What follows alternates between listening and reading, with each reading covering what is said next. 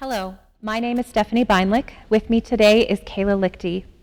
Thank you for having us and joining me today in discussing La Voix féminine.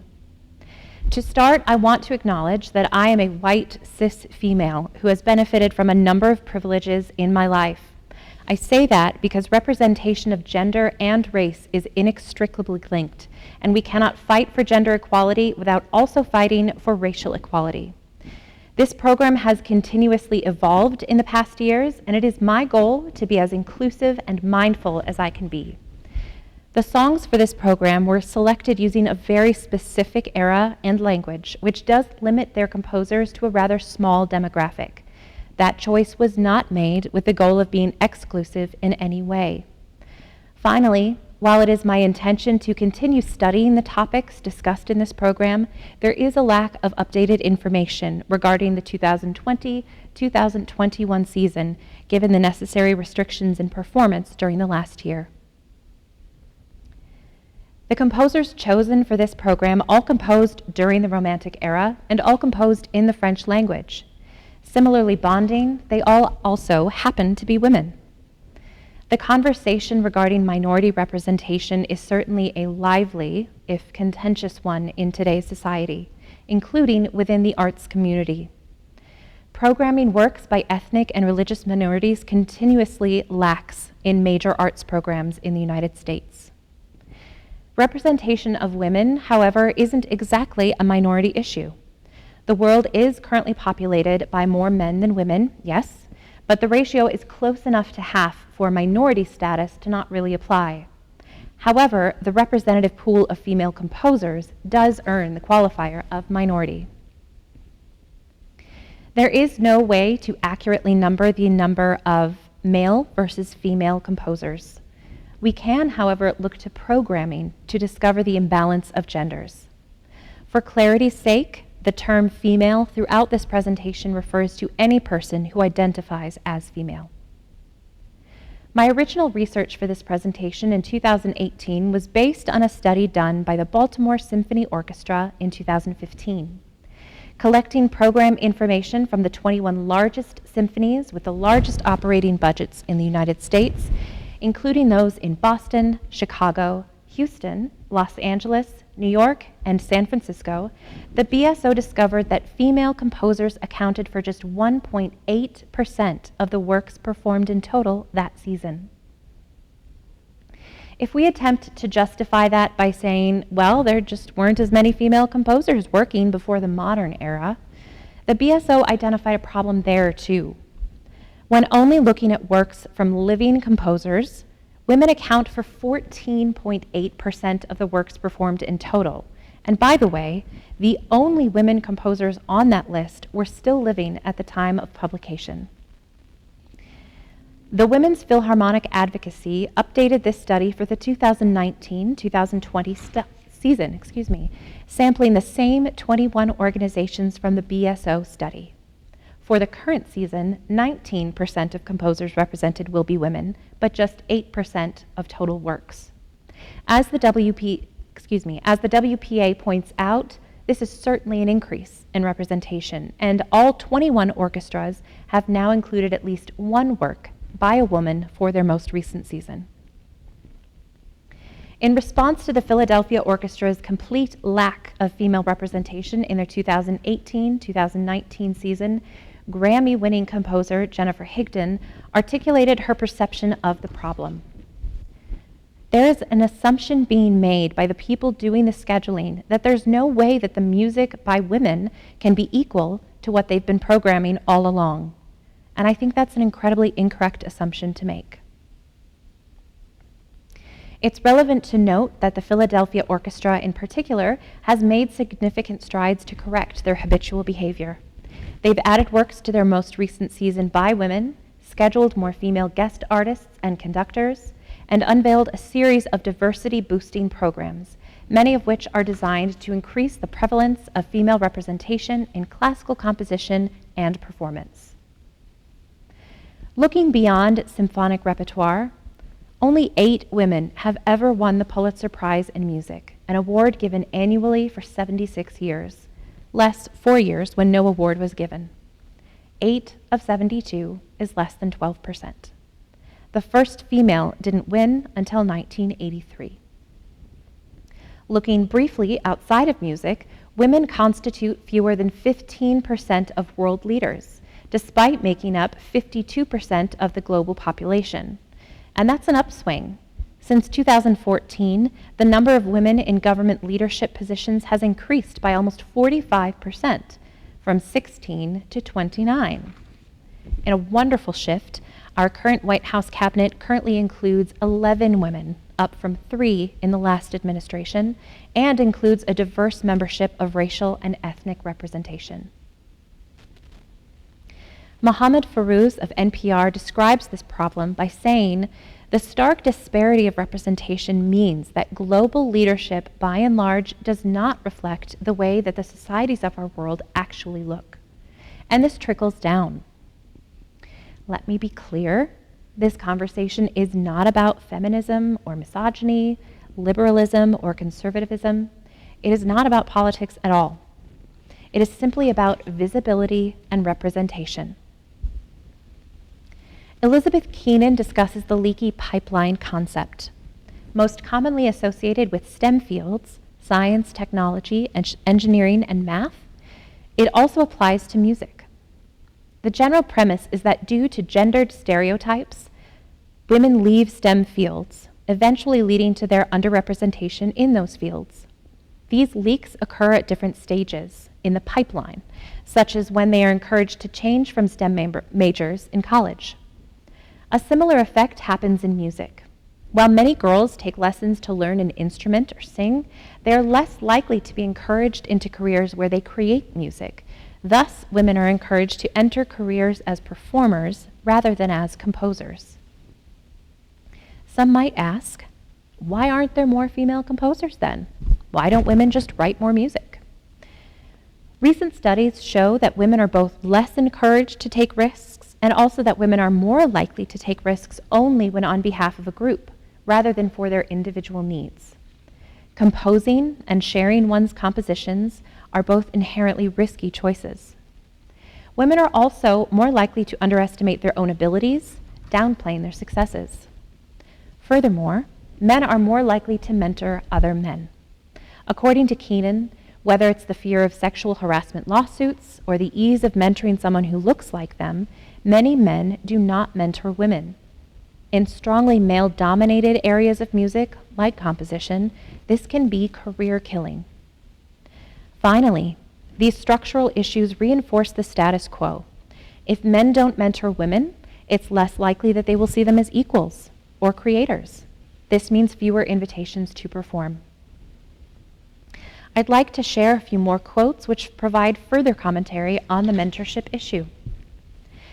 Vasily Petrenko of the Oslo Philharmonic and Royal Liverpool Philharmonic stated, "Orchestras react better when they have a man in front of them. And a cute girl on the podium means that musicians are thinking about other things." Yuri Tamirkanov, previously of the Baltimore Symphony, stated, "Yes, women can be conductors. I am not against them conducting, but I simply don't like it." Incidentally, Baltimore's next conductor, starting in 2007, was Maren Alsop, a woman. And Maris Janssens, formerly of the Oslo Philharmonic, the Pittsburgh Symphony Orchestra, and the Bavarian Radio Symphony, stated, "Seeing a woman on the podium, well, let's just say it's not my cup of tea." Catherine LaGrave of Billboard magazine acknowledges that both men and women tire of having this same conversation, though perhaps for different reasons. We might ask, do we still need to talk about this? Ms. LaGrave succinctly explains, "For real change, there has to be visibility, and there has to be conversation, even though it can be frustrating for female conductors to get asked about equality for every single story." So how do we fix the problem? We start exactly where we are. I can assume that most listening to this program are musicians, educators, and future musical leaders. We program constantly, whether that is creating a list of repertoire for a jury, a recital, a choral program, or an audition. We fixed this program by introducing more female composers to ourselves and our current and future students. This does frequently require investing in new library materials, as popular song anthologies participate in the tradition of suppressing the efforts of women. To be clearer, please note some of the most commonly used collections when assigning undergraduate repertoire. The Leader Anthology includes 3 songs by women out of the total 65. The Anthology of French Songs includes 1 song by a woman out of a total 60. The 24 and 26 Italian art songs and arias include 0 songs by women. The Standard Vocal Literature collection, with 1 book per voice part, includes 0 songs by women out of a total 120. When looking at the first volume of each voice from the first book of solos, 7 songs of a total 137 are by women. The baritone bass volume has 0 songs by women. I am in my 7th year of collegiate teaching, and I frequently choose repertoire from these texts for my students, appropriately so. But by doing this, without seeking further representative repertoire, I am reinforcing the idea that women don't or shouldn't compose. Add collections by women, by Black composers, by Japanese composers. Exposing yourself to unfamiliar repertoire will immediately affect the ears of those around you. Consider also the marketing of materials for very young singers. Hal Leonard has published a series of anthologies with songs appropriate for children and young teens. The songs included are musically valuable and musically appropriate for those ages. The marketing for this series, however, is heavily gender stereotyped. Daffodils, Violets, and Snowflakes, classical songs for young women. Young Ladies, Shipmates, and Journeys, classical songs for young men. These reinforced gender roles are an example of Burns' gender schema theory, which specifically suggests that gender forms the foundation of how people process new information. Thus, stereotypes of male and female artistic abilities used by individuals and embedded in institutional cultures may impede the progress of females and prevent their work from being evaluated positively. The primary goal of today's program is simply to introduce you to composers you are perhaps not familiar with and to entice you to program more music by these women and by the many other options available. Today's program will be bookended with sets of remarkable sisters, starting with the Boulanger family. It would be impossible to take a 20th century music history course and not hear the name Nadia Boulanger. The Boulanger sisters were born and raised in Paris. Ironically best known as a composition teacher, the elder Nadia entered the prestigious Paris Conservatoire at the remarkable age of 10. At the age of 13, Nadia's father died, and she was left as the sole breadwinner of the family, providing by teaching, performing, and composing. By age 16, she had won every award available at the Conservatoire. By the age of 19, she won 2nd place at the esteemed Prix de Rome. Nadia taught some of the biggest names in 20th century composition, including Aaron Copland, Elliott Carter, Virgil Thompson, Philip Glass, and Mark Blitzstein, even mentoring Quincy Jones. When asked how she felt about being the first female conductor of the Boston Symphony Orchestra in 1938, she said, "I've been a woman for a little more than 50 years, and I've gotten over my original astonishment." After her sister Lily's untimely death post-World War I, Nadia retired from composing and focused her efforts on teaching and conducting. Her work through the 1970s would leave an indelible mark on the composing world, as Ned Rorem aptly stated. So far as musical pedagogy is concerned, and by extension, musical creation, Nadia Boulanger is the most influential person who ever lived. Nadia's younger sister Lily lived a short life of ill health, including what would be today diagnosed and treated as Crohn's disease. Encouraged by Nadia, Lily was singing the songs of family friend Gabriel Fauré at the age of 6 and studying advanced harmony, counterpoint, and composition while still a child. Her health prevented her from attending school, but she was nonetheless able to win the Prix de Rome at the age of 20, the first woman to do so. She competed in the Prix for the first time at the age of 13. While in the midst of her residency at the Via Medici, also in the early stages of World War I, Lily returned to France to provide aid to those in the trenches of war. In 1918, 8 months before the armistice that would end the Great War, Lily died of complications of her chronic conditions. Despite her death at just 24 years old, Lily composed choral and symphonic works, operas, cantatas, chamber works, art songs, and piano works, even completing her Pie Jesu just hours before she passed away.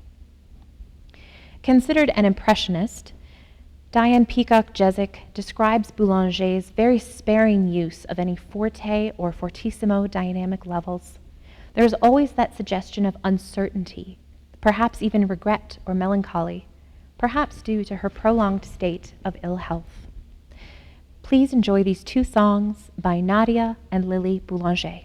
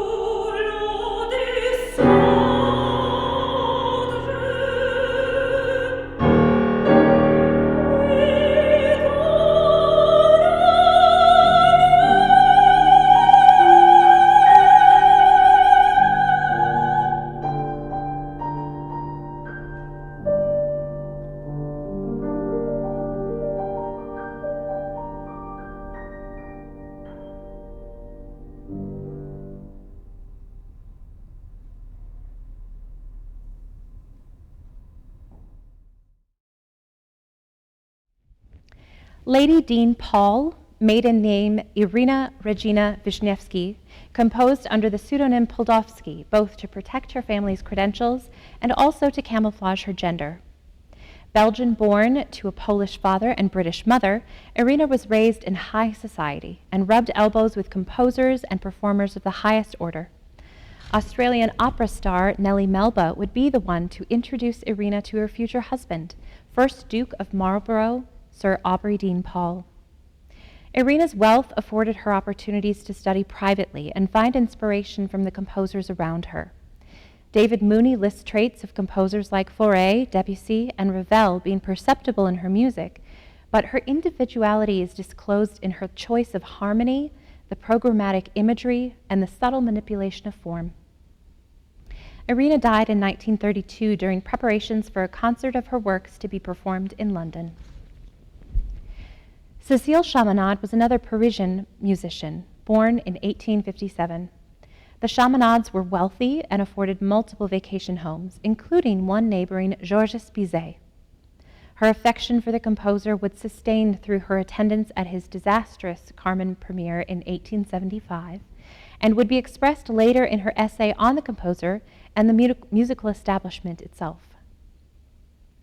Chaminade composed and performed consistently throughout adulthood, often performing in residence recitals of her own works, playing the piano herself.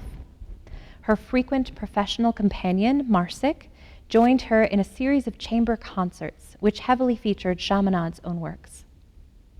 Unusual for a woman at the turn of the century, Chaminade was frequently reviewed by critics in London and Paris. Selected reviews include: Mademoiselle Chaminade comes from a school in which melodic invention is not considered the mark of the inept. It has grace and infuses the phrases with a contour that is in no way banal. How many in the audience were far from realizing that this symphony, which reveals an uncommon talent in orchestration, was written by a young lady? Chaminade's works were regularly performed by established orchestras through the turn of the century, both on the continent and in America. Her late-in-life tours to England were especially favorably reviewed, as she found an ardent fan in Queen Victoria. At the relatively old age of 41, Chaminade announced plans to marry a man 20 years her senior. In two 1908 interviews, she expressed her thoughts on marriage. Marriage must adapt itself to one's career. If the woman is the artist, it upsets the standards the conventions, the usual arrangements, and usually it ruins the woman's art. She must have freedom, not restraint. She must receive aid, not jealous, selfish exactions and complaints. When a woman of talent marries a man who appreciates that side of her, such a marriage may be ideally happy for both. Abrupt changes in her family's fortunes would lead Chaminade to veer away from large-scale works and toward more marketable genres of solo piano and song. Ultimately, Chaminade would compose over 100 melodies of more than 400 compositions total. Arguably one of her greatest achievements, Chaminade was awarded the Chevalier of the Legion of Honor in 1913, France's highest honor, and the first time it was awarded to a female composer. She also received significant national recognition outside of France, including in England, Constantinople, the Vatican, and Spain. Marsh Citrone laments the critical establishment's assessment of Chaminade's work as being largely overlaid with sexual aesthetics, a late 19th, early 20th century standard that divided musical phenomena into masculine and feminine traits and devised a gender-linked vocabulary to describe them. Charm and grace are two qualities categorized as feminine, and these two were often applied to Chaminade's style. Two 1908 critiques provide perfect examples of this. There are distinctly feminine traits about Chaminade's music, which are decidedly to its advantage. I know of no other woman's music which has just that quality. It is her unequaled grace in expressing as a woman musical ideas in a woman's way that has lifted Mademoiselle Chaminade from the mob of women composers who are trying to disguise their femininity under a bearded mask and who confuse racket with virility. And now, one song by Poldovsky and one by Cécile Chaminade.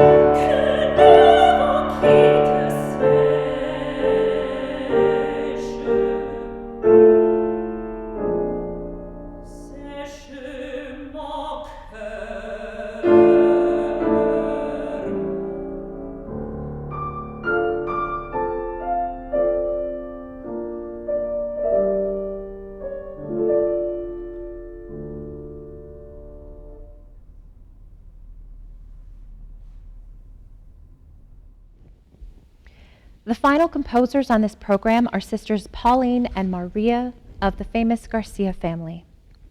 The youngest in the family, Pauline, was born in 1821 in Paris, though she would travel extensively in her youth to England, the United States, and Mexico. The patriarch of the family, Manuel I, was an overbearing and demanding operatic tenor who premiered several of Rossini's roles. He trained his 3 children in music from shockingly young ages, leading to significant tension between himself and his son Manuel, especially. He took the family to New York in 1825, billing them as the first Italian opera troupe to visit and perform in the United States. Pauline found success as a singer and pianist, debuting with the King's Theatre at the age of 19 and in Paris in the same year. She was adored by musicians like Charles Gounod, Jules Massenet, Camille Saint-Saëns, Hector Berlioz, and Giacomo Rossini, and helped to launch the careers of the former 3. She composed over 100 songs, the majority of which were published during her lifetime.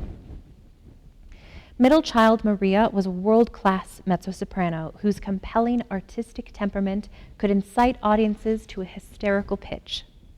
A favorite of Giacomo Rossini and Vincenzo Bellini, she had headlined at the King's Theatre, the Italian Theatre in Paris, and La Scala by the age of 26.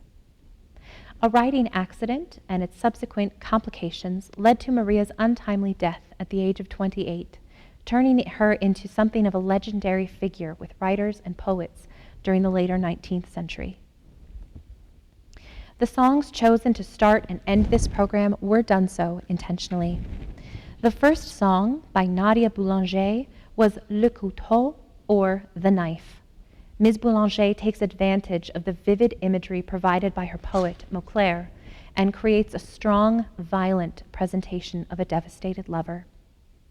Similarly masculine, Maria Malibran's Les Brigands is entirely about theft, violence, money, and even references death, mort, and blood, sang, several times, decidedly unfeminine topics.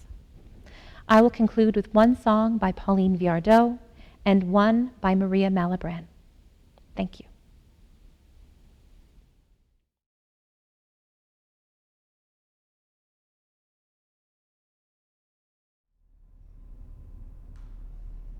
Bruno